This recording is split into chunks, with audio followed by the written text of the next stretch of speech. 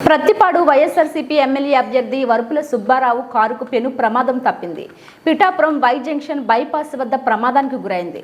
ప్రమాదం సమయంలో వరుపుల సుబ్బారావు కారులోనే ఉన్నట్లు స్థానికులు తెలుపుతున్నారు. కార్ ఎయిర్ బ్యాగ్స్ ఓపెన్ కావడంతో ఆయనకు ప్రమాదం తప్పింది. బెండపూడి అల్లూరి సీతావరలక్ష్మి కార్ కాకినాడ వెళ్తుండగా పిఠాపురం అగ్రహారం దగ్గర గేదెలు కారుకు అడ్డు రావడంతో కారు డ్రైవర్ సడన్ బ్రేక్ కొట్టడం వల్ల వెనుక వస్తున్న వరుపుల సుబ్బారావు కారు కంట్రోల్ అవ్వకపోవడం వల్ల ఈ ప్రమాదం చోటు చేసుకుంది.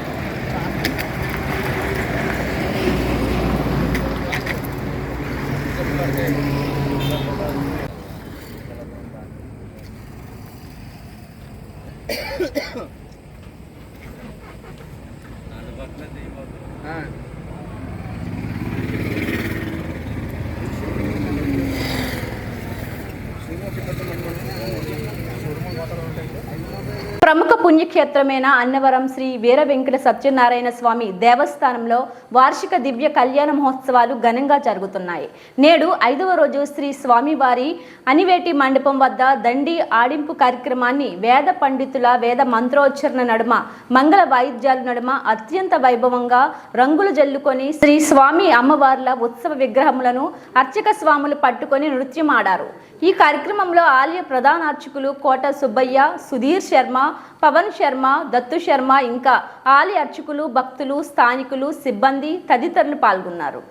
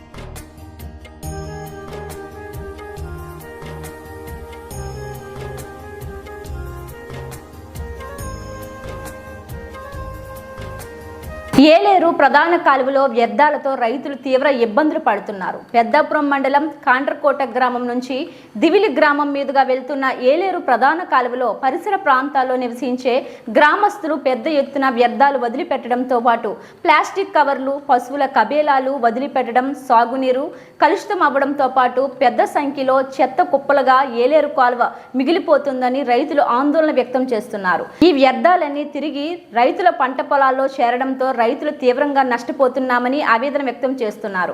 ఇరిగేషన్ అధికారులు చూసి చూడనట్లు వ్యవహరించడంతో పంట పొలాలు నాశనం అవుతున్నాయని ఆందోళన చెందుతున్నారు.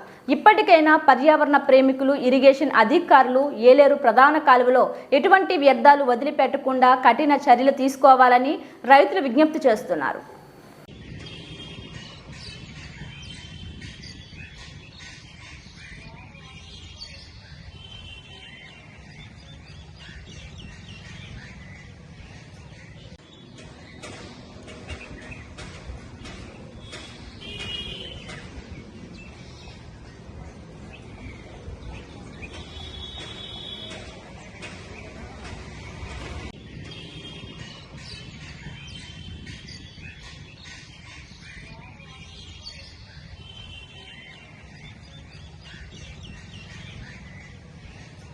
జీతాలు జాప్యంపై కాకినాడ నగరపాలక సంస్థ క్లాప్ వాహన్ డ్రైవర్స్ శుక్రవారం ఉదయం నిరసన చేపట్టి విధులకు హాజరయ్యారు. ఈ సందర్భంగా యూనియన్ నాయకుడు ఇస్మాయిల్ మాట్లాడుతూ 2022 జనవరి నుండి క్లాప్ వాహనాలు అమల్లోకి వచ్చాయని, నాటి నుండి ఏనాడు 5వ తేదీలోపు జీతాలు అందుకోలేదని ఆవేదన వ్యక్తం చేశారు. ఏప్రిల్ జీతాలు నేటికి అందకపోవడం పట్ల గురువారం సిఐటియు ఆధ్వర్యంలో మున్సిపల్ హెల్త్ ఆఫీసర్ వారిని కలిసి విన్నవించామన్నారు. జీవో నెంబర్ 7 ప్రకారం జీతాలు చెల్లించాలని కోరుకుంటున్నామన్నారు. జీతాలు వెంటనే 10వ తేదీలోపు జీతాలు పిఎఫ్ఈఎస్ఏ సక్రమంగా వారాంతపు సెలవులు పెరిగిన ధరలకు అనుగుణంగా జీతాలు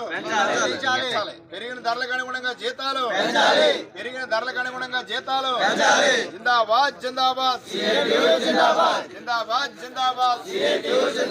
క్యాబ్ డ్రైవర్ల ఐక్యత, కాకినాడ క్లాబ్ డ్రైవర్ ఐక్యత, జీతాలు వెంటనే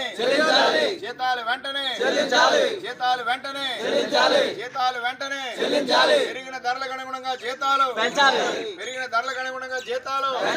పిఎఫ్ఈఎస్ఏ సక్రమంగా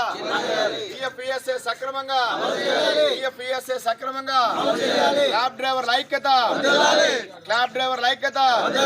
జీతాలు వెంటనే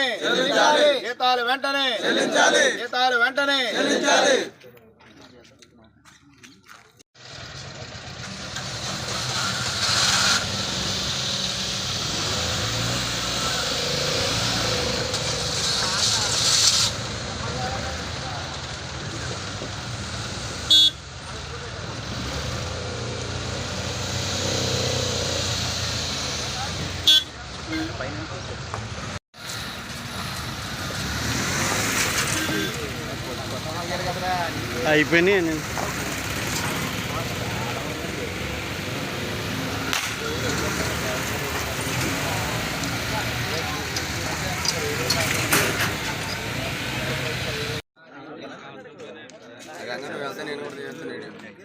అందరికీ నమస్కారం అండి.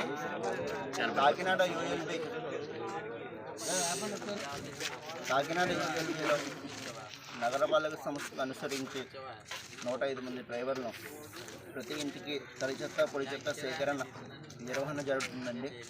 కాకపోతే 2022 జనవరి నుంచి ఈ యొక్క కాకినాడ క్లాప్ అన్నది ప్రారంభం జరిగిందండి. గత 2.5 సంవత్సరం, దగ్గర 3వ సంవత్సరం నడుస్తుంది. ఇప్పటి వరకు కూడా చాలని వేతనాలతో మేము మా యొక్క పోషకన జరుగుతుంది. కాకపోతే గతంలో చాలాసార్లు శాలరీ మాది పెంచమని చెప్పి అడగడం జరిగింది. అయితే ఇప్పటి వరకు అవ్వలేదు. అది ప్రస్తుతానికి గవర్నమెంట్ డ్రైవర్కి సమాన పనికి సమాన వేతనం ఏదైతే జీవో నెంబర్ 7 ప్రకారంగా 18,500 రూపాయలు శాలరీ ఇవ్వాల్సి ఉందో అదే శాలరీని మన క్లాబ్ డ్రైవర్స్ అందరికీ అమలు చేయాలని కోరడం జరుగుతుంది. ప్రస్తుతానికి ఈ ఏప్రిల్ నెల నుంచి ఇప్పుడు మే నెల 25వ తారీఖు వచ్చింది. ఇప్పుడు వరకు కూడా సకాలంలో మనకి జీతాలు ఏదైతే చెల్లించడం జరగలేదు. జనవరి నుంచి ఇప్పటి వరకు పిఎఫ్ ఈఎస్ఐలు కూడా అమలు కాలేదు. గౌరవనీయులైన మన మున్సిపల్ కమిషనర్ గారు అండ్ గౌరవనీయులైన మన ఎంహెచ్ఓ గారు మీ యందు పనిచేస్తున్నటువంటి క్లాబ్ డ్రైవర్లందరినీ దృష్టిలో ఉంచుకొని మా అందరికీ కూడా సకాలంలో 1 నుంచి 5వ తారీఖు కల్లా జీతాలు అమలు చేయాలని, ఏదైతే గవర్నమెంట్ జీవో ఉందో 07 ప్రకారంగా 18,500 రూపాయల జీతం మాకు చెందేలాగా దానికి అడగాలని, పిఎఫ్ ఈఎస్ఐలు అమలు చేయాలని, 3 సంవత్సరాలుగా పనిచేస్తున్నట్టు మాకు ఎటువంటి గుర్తింపు కార్డు లేదు. ఈ గవర్నమెంట్కి నగరపాలక సంస్థకి అనుసరించి దానికి సంబంధిత గుర్తింపు కార్డు కూడా మాకు ఇప్పించాలని కోరడం జరుగుతుందండి. అందరికీ నమస్కారం. ఇవి బులెటిన్ అప్డేట్స్.